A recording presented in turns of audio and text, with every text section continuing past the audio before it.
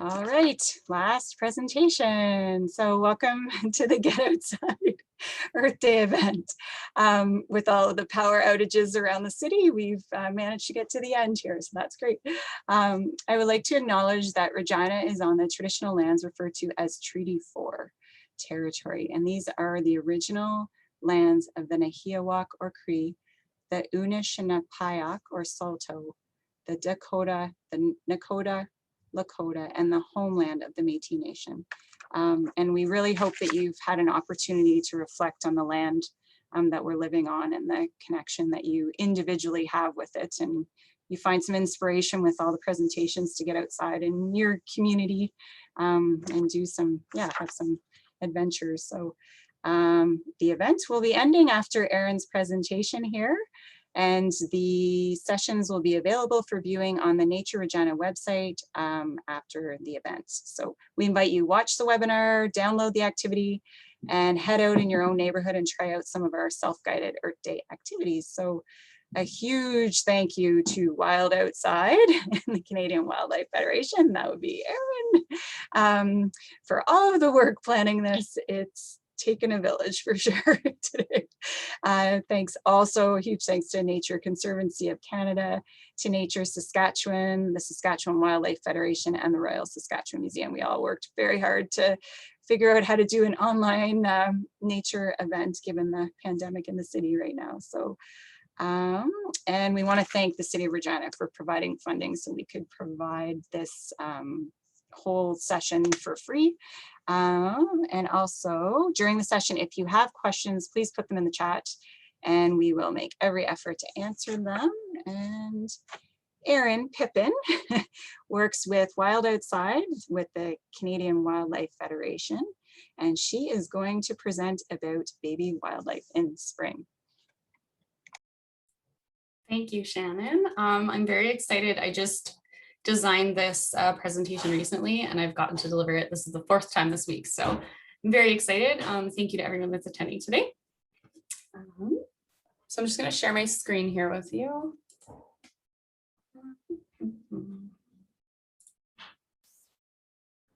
Okay, Shannon, is that working okay? Yes, it is. I can see it. Perfect. I'm just going to make sure I have everything operating right. Sorry if there's any background noise. My family is home since it is a Saturday. Okay, awesome. Okay, so as Shannon had said, hello everyone, my name is Erin. I just wanted to say thank you to everyone that's attending and listening to this presentation, and to everyone that is watching the recording. It's really exciting that you are taking some time out of your day to learn about things like baby wildlife. So yeah, today I'm going to talk about baby wildlife in the spring, but first I just wanted to touch base a little bit on like who I am and my experience. So I have 3 years of experience in something called wildlife rehabilitation. A wildlife rehabilitation center is a place where animals can go get help if they're hurt or if they lost their parents. I've got 5 years of experience rescuing wildlife. So that's when I would get a phone call from a member of the public. They would tell me about an injured animal, and then I would take my rescue gear and go save it. And then I would take it to the appropriate place it needed to go, whether it be a veterinarian or rehab, or if it needed to actually just stay outside, which was quite commonly the case. I also have 5 years of experience doing wildlife education. So kind of like what your teacher does, except I only talk about wildlife. I've done this for places like birthday parties, schools, libraries, online, and more. And lastly, as Shannon mentioned, I just want to tell you about my job very quickly. So you may think I work with animals, but I don't. My job title is a youth leadership specialist for the Canadian Wildlife Federation for the Wild Outside program. So it's my job to take teenagers 15 to 18 outside to learn about the environment and conservation. And it is the coolest job ever. So if you have someone in your life that's 15 to 18 that's interested in conservation, environment, or just even, making some new friends, getting outside during this pandemic, we are still doing in-person activities, which do include not only the fun things like kayaking, but we also get to do really fun things like helping out the community by helping with community gardens or trash pickup, things like that. So you can visit wildoutside.ca if you're interested, or just reach out to me and I'll get you some information. So starting out with my presentation, as you know, we're going to talk about baby wildlife. So yeah, as you all hopefully know by now, it is spring. So we're going to talk about how you can tell if an animal needs your help, what to do if it does need help, and why it's not a good idea to keep it. I'll also go over some of the most common baby animals we have here in Saskatchewan, assuming I have time. Apologies that I speak so fast. I just have so much information that I'm so passionate about that I want to share. And so I'm trying not to overshare, but try to fit it in here. So I've come up with a little bit of a way to remember how to help wildlife or how to tell if they need your help. So I've created the 3 A's, which are area, animal, and acting. So first you want to look at the area. The most important thing that we want to look for in the area of where the animal is if it's safe for us. So it's just the same as delivering first aid for a human. If we get there and we get injured, we're not going to be any help to them. So we want to make sure that the area is safe for us. Looking at the area around the animal can help you find out if the animal is sick and what might have happened. So it's kind of like solving a puzzle. You look and see if there's any traps nearby, like that first photo. Poison signs, maybe some electrical wires, which of course are everywhere, barbed wire fences, highways, even dogs and cats. Those are just some of the things that can cause harm to wildlife, not just babies, but also adults. Also just check and see if there's any other sick animals nearby, because there may be something in the area that's making them all sick. So that would be important to pay attention to as well. The next A is animal. So sometimes you can tell if an animal needs help just by looking at it, which is really helpful for the animal rescuers, because then we can ask those questions on the phone, get an answer right away. Sometimes you can't, unfortunately. So looking at the pictures that I'm sharing, on the left, we've got a sparrow, and you can see the really dark feathers on its chest and at the end of the wing there. Those are actually singed from electrocution. So those feathers were burnt. So that's one thing that you can visually see.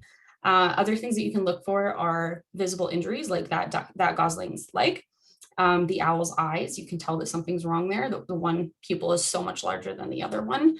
I've got a picture of a goose there. That's a bullet or pellet in a goose's chest. That goose did survive, but quite often people are doing really silly things to our animals. And then the last one is a mink that I had rescued. It was still alive, unfortunately, in that state. And you can see the flies flying around it. So I'm not trying to make you sad and share really gross things, but this is the reality of things. And these are some indicators of if the animal needs your help. So if blood is present, if you can see an injury, if there's flies or bugs in or near the animal, if their brother or sister or family members are nearby and are also sick or dead, and if they're skinny or starving.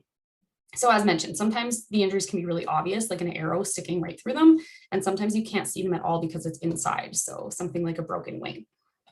The last thing to look at is acting. So there's certain ways that we all think an animal should act, and for the most part, we're correct. Like we know what they look like when they walk, when they fly, when they're visiting our backyards.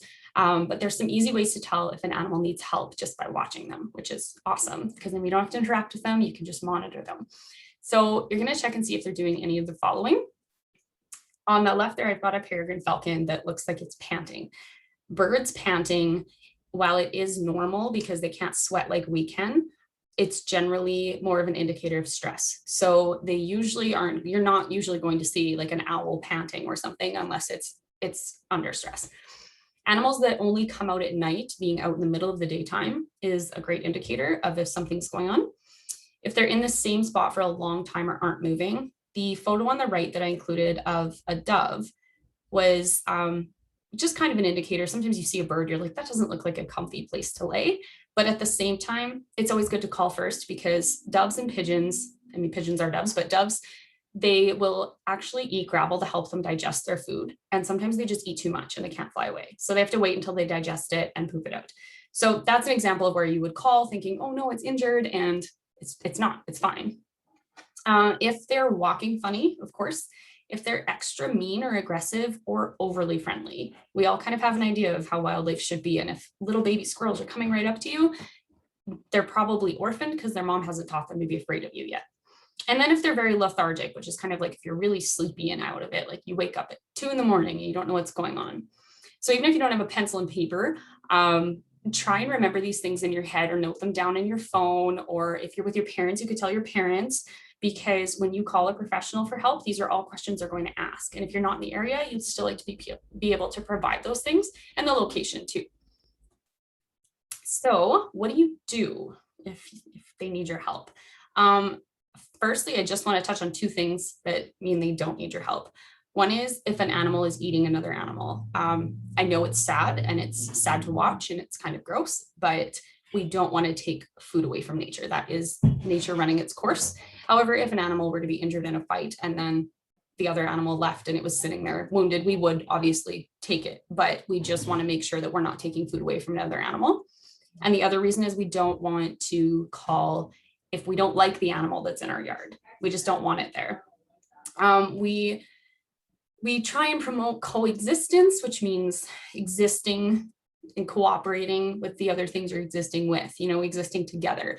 So if there is an animal in your yard and you don't like it, there are professionals out there that can give you advice on how to relocate them properly, but while still being kind to the animal. So you're not touching them. You're just maybe a mama raccoon. You start playing a radio and pointing a light near where she's sleeping, because then she goes, oh, this is uncomfortable, and relocates her babies. So that's a very humane way to deal with something like that. And you don't have to encounter the animal. But if they do need help and they're injured, what you do is important, but what you don't do is just as important, if not more important. If you do the wrong thing, not only can you make the animal sick, but you can actually cause them to die, which may be surprising, but it's yeah. So rule number one, we don't give wildlife anything to eat or drink. And I'm even talking water. We don't give them anything until we've talked to a professional or we got some advice from someone. Because even just giving them milk, like we drink cow's milk, but that's not normal. So giving cow's milk to a squirrel or a rabbit or something, like their systems are not meant to digest that. They can't digest it properly, and it makes them very, very ill. So if you were to give it to them when they were already dehydrated, it will give them diarrhea. It will make them really sick.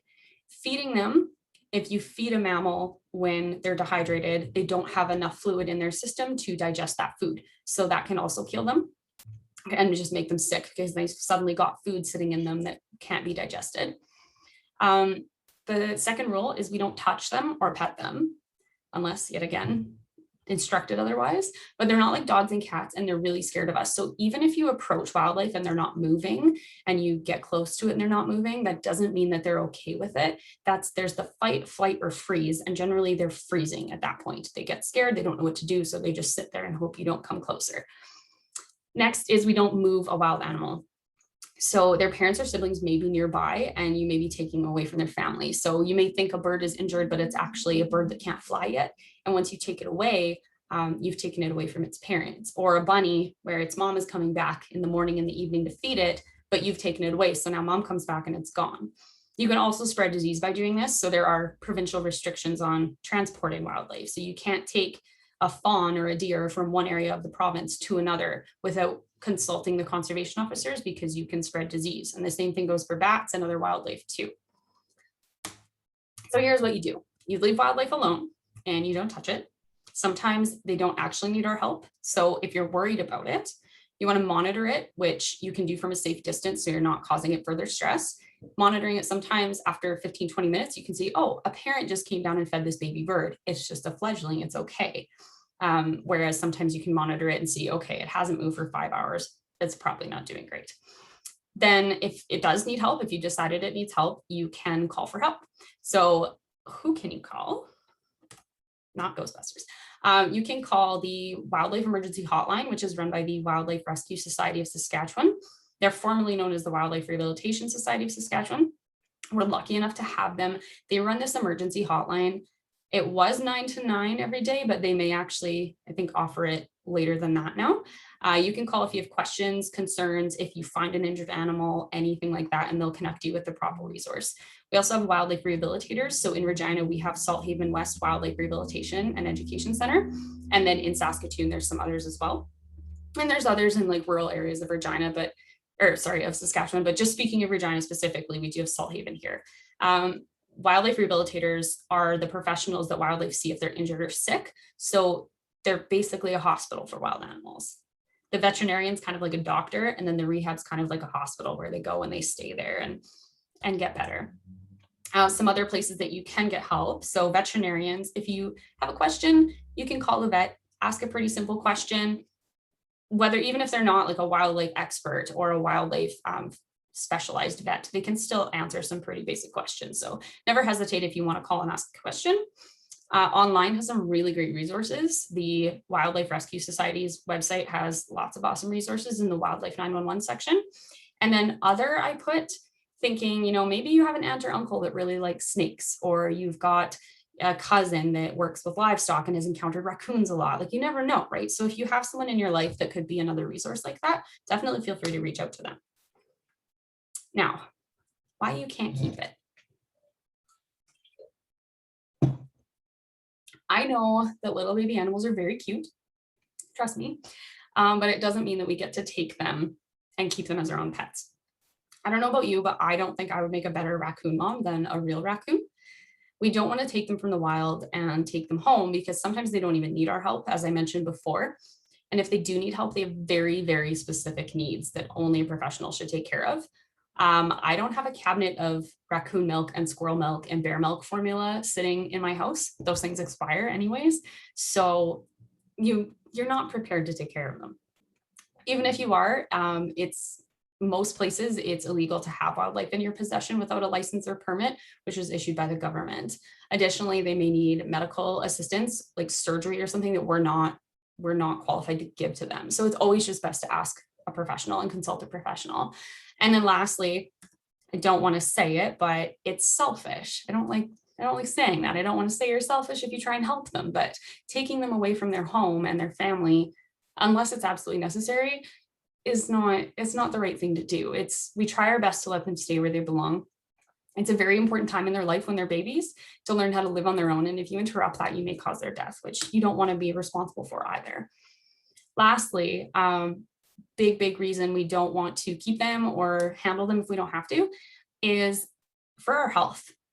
Not only do wild animals hurt you by biting you or scratching you, but they can also carry many different kinds of viruses, parasites, and bacteria. So if you've heard of things like salmonella, E. coli, tetanus, Lyme disease, rabies, and roundworm, these are all things that you can get when coming into contact with certain animals, and some of them can make you very sick or cause death. There is no cure for rabies. If you get sick with rabies, there is no cure. They cannot get rid of it, and the mortality rate is 100% essentially. The same thing with the raccoon roundworm called Balis ascaris.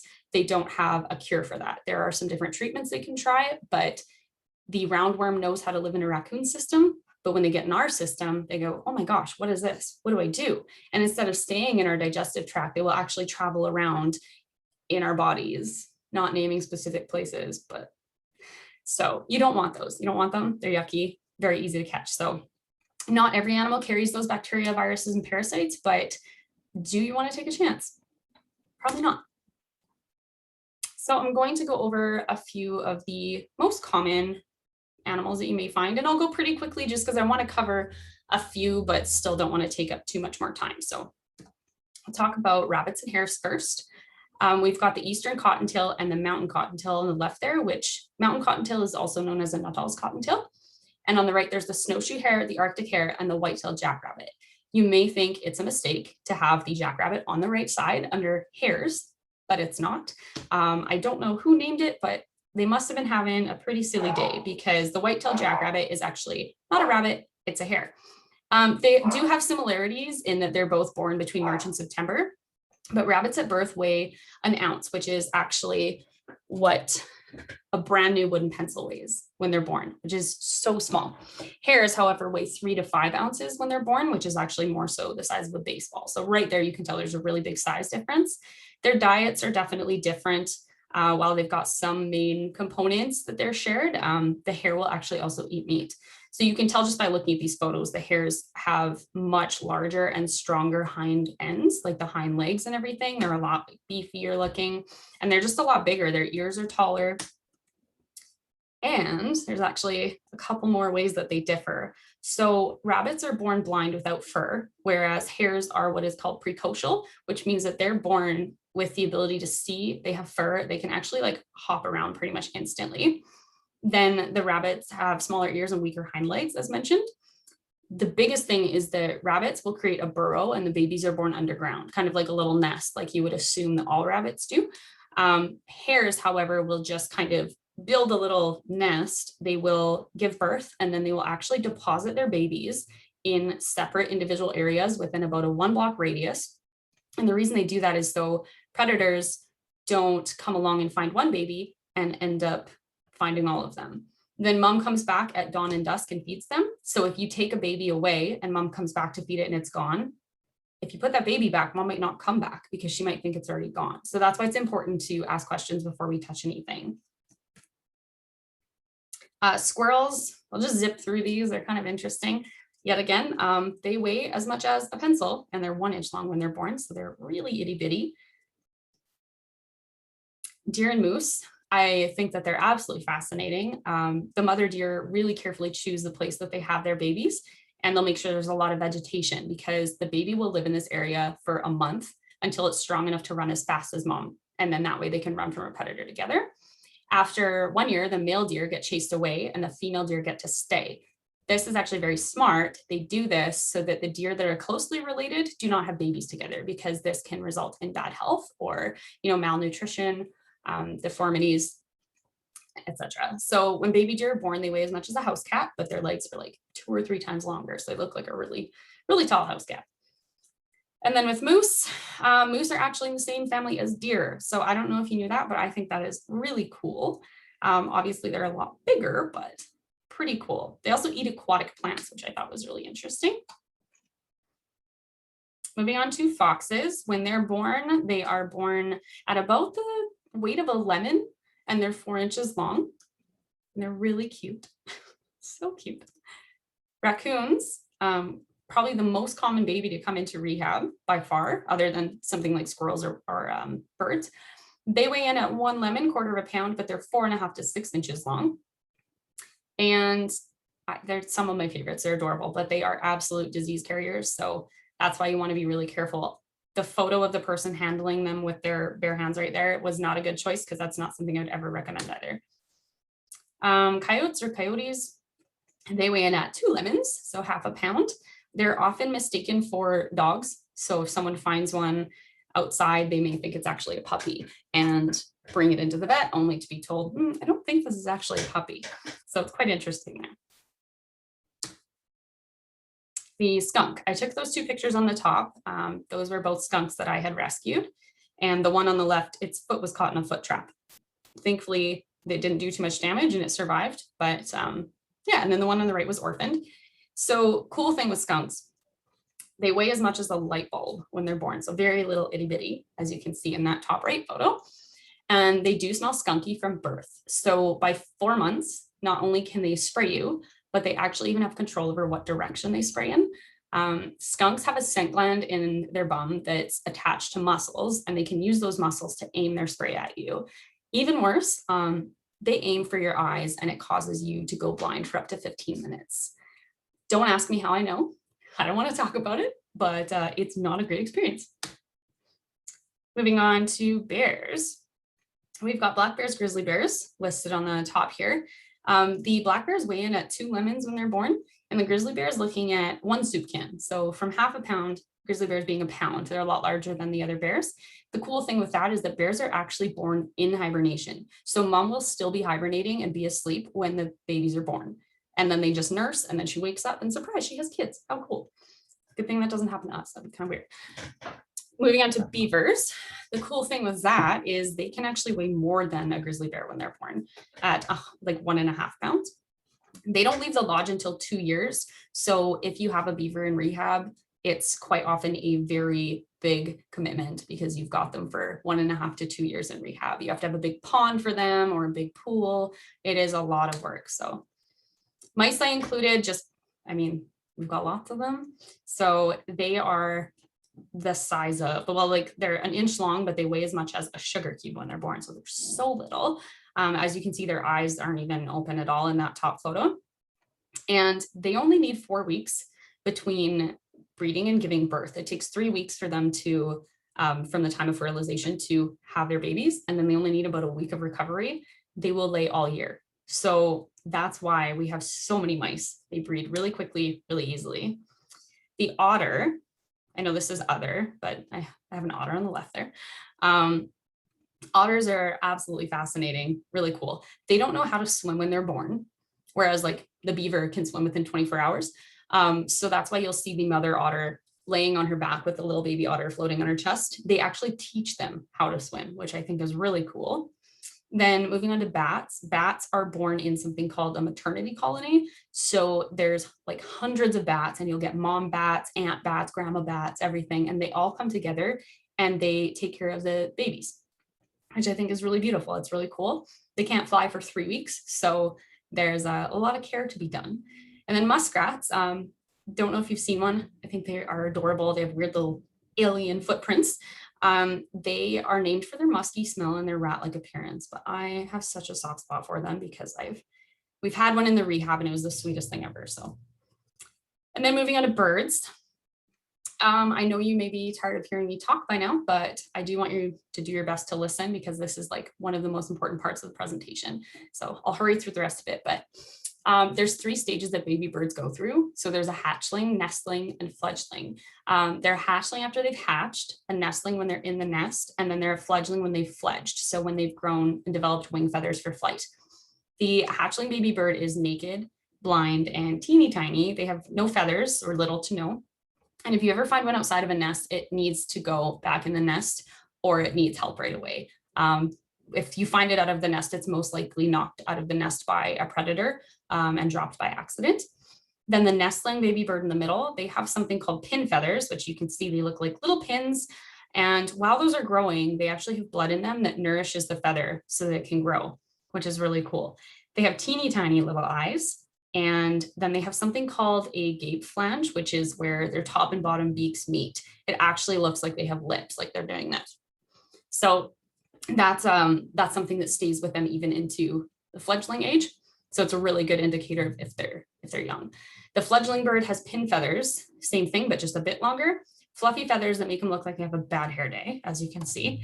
And then their short feathers are not ready for flying yet. So you can see there's not really long tail feathers or really long wing feathers on there, the flight feathers, really, really important ones. And with a fledgling, if they're strong enough to perch on your finger, they're actually okay to be out of the nest. If they can perch on your finger or on a branch or a twig, they're okay to be out of the nest. If they can't, they're probably a little bit too young. Watch them and monitor them because the parents will be nearby and they will come down every about 20 minutes to half hour to feed the bird. It's very quick, sneaky, and then they go back up. They don't need to go to wildlife rehab. If you have questions and you're not quite sure, give them a call, give the hotline a call, but definitely don't take them out of the wild.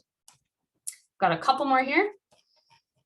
I just included crows and ravens because I absolutely love them. The top, you can see the adult American crow versus the juvenile. You can see that gape flange really well there. And you can see that they have bright blue eyes. There's a reason that they're called baby blues, whether it be coyotes or crows, etc.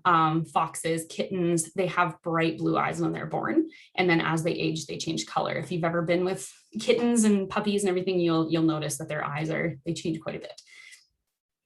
They're very, very intelligent, which we also probably know if you're familiar with birds. And then just back with the crow, the juvenile is actually almost the exact same size as the parent.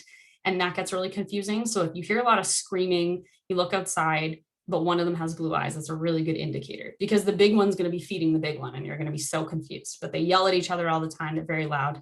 That's why one's a baby. There's just a quick reference for crows versus ravens. If you think you saw a raven, you go, I don't know if it was a raven or a crow. It was probably a crow. Ravens are literally almost the size of a house cat, if not bigger. They are very large. They don't do the caw. The caw comes from crows. The ravens do like a big croak. And then you can see on the top left that their beaks are very different. The raven's head is like a lot stronger, this is more prominent, and then their nasal feathers go down further. Almost done here. Raptors are so broad. They're way too broad to cover in here unless you wanted to be here for another hour and a half. So I just kind of included some pictures there so you can see what the babies look like compared to the adults. Then waterfowl, I just wanted to give a little bit more information on because they're a little bit different. So we've got the Canada goose there and a mallard duck, just because they're two of the most common ones we have here in Regina. With that, goslings are precocial. When they're born, they can walk, swim, and eat. So they don't, and with, I mean, they're birds, they don't have mom's milk or anything. They just kind of, they're born and then they go eat some food.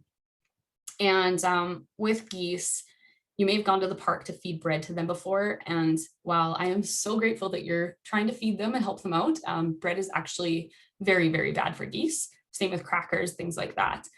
It's junk food for them. And the problem is that they'll choose it over healthy foods like grains and plants.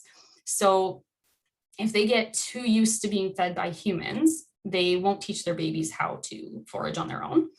And then they can also, it can lead to malnutrition and physical problems if they're not getting nutrients that they're supposed to be getting. So we don't want to feed them. If you absolutely have to, my favorite is I will go get like a 2-kilogram bag of corn, frozen corn, and just defrost it at home. And then I'll just go take it and they absolutely love it. So corn's an okay thing to feed them. For ducklings, they're quite different. The mom will actually line her nest with feathers from her own breast, which is so cool. I love that. And you may have seen them nesting in the city before, not as close to water as you'd think. The reason that they do this is so the ducklings have to walk a couple blocks and follow mom so that their legs get stronger before they start swimming. A last note about ducklings. When they're born, you can see in that picture, their feathers are really fuzzy and not like nice and long and smooth. So they're not waterproof yet. When they go into the water, it's kind of like if you went into the water with your jacket and your winter jacket and your snow pants on, you're going to get really heavy and it's not going to dry quickly. You're just going to, it's going to be really heavy, hard to swim. It makes it hard for them to swim and they get really tired really quickly. Then like they're using all their energy and they're soaking wet. So it's really easy for them to get too cold and get hypothermia. So if you ever see a duckling on its own, they should not be on their own. And if you see someone releasing a duckling by itself, like yet again, they won't live if they're released on their own when they're that small. And then birds have something called a preen gland. If you've ever seen birds moving their face around and preening their feathers, it's located near their bum and it produces an oil and they use that oil to preen. And the mother duck will use the oil from her preen gland to preen the ducklings, which then makes their feathers waterproof. So a duckling on its own without a mom it's not a good situation. I wanted to include that. I keep forgetting it's in here and it keeps surprising me. This is a baby pigeon. And everyone that's ever seen one literally recoils with disgust and goes, oh, what is that? And I think they are absolutely precious. They look like little dinosaurs. I think they're so cute. So I wanted to share that with you.